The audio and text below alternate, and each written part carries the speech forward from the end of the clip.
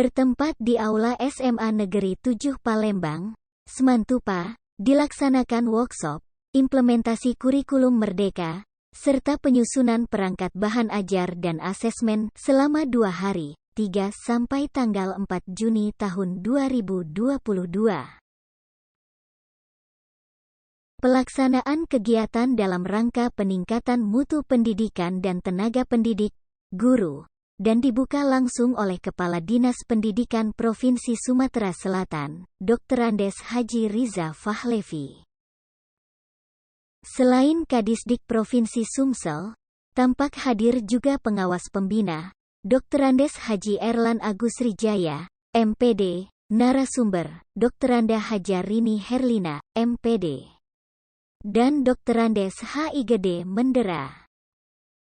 Dalam sambutannya, Kepala Dinas Pendidikan Provinsi Sumatera Selatan mengatakan bahwa berharap seluruh SMA di Sumatera Selatan dapat menggunakan kurikulum Merdeka jelasnya. Selanjutnya masih menurut Kadisdik Provinsi Sumsel, mengharapkan seluruh guru dapat melakukan inovasi pembelajaran dan menjadi guru penggerak.